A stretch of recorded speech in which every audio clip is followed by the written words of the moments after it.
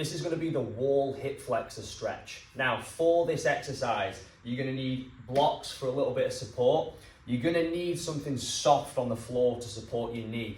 If you're at home, this could be a cushion. If you've got nice soft yoga blocks, you could use those. I'm just using a little bit of a knee pad. Now, if you don't feel like you have flexible hip flexors, this area of the body, you'll want to start further away, okay?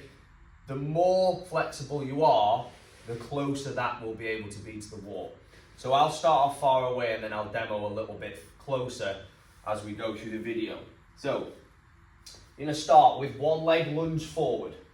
The back leg is the leg that is going to be stretched. The yoga block is here for support, toes are pressed into the wall. As you lift your chest, you're going to start to feel sensations in this rear leg. Maybe a little bit of mid-quad, maybe a little bit of hip flexor. Now, make sure you focus on this because this is a big distinction on how to target the hip flexor. You're going to lean forward and you can see my bum is being pulled away from my heel. So we're not upright, that focus is more on the quad, the middle of the thigh. We're going to lean forward into a lunge. This is now going to stretch the hip flexor muscles here. Balance can be tricky in this sometimes, so this is where the block is here for support. If you're really good, you might not need anything, but that is a little bit more advanced.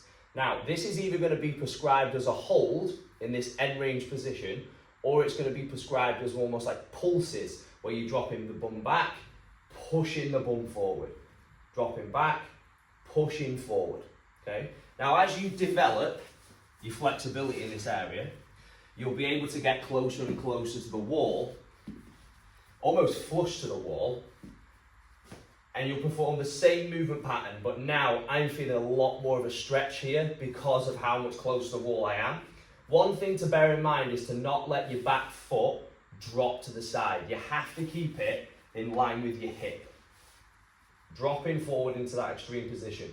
This is a really great exercise to use if you want to improve your front splits because it opens up the hip flexors quite considerably. So again, it's either going to be a hold in the bottom or you'll be pulsing.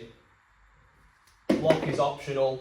If you're really advanced with this, you can start to play around with no support or even arms overhead, which is definitely an advanced position.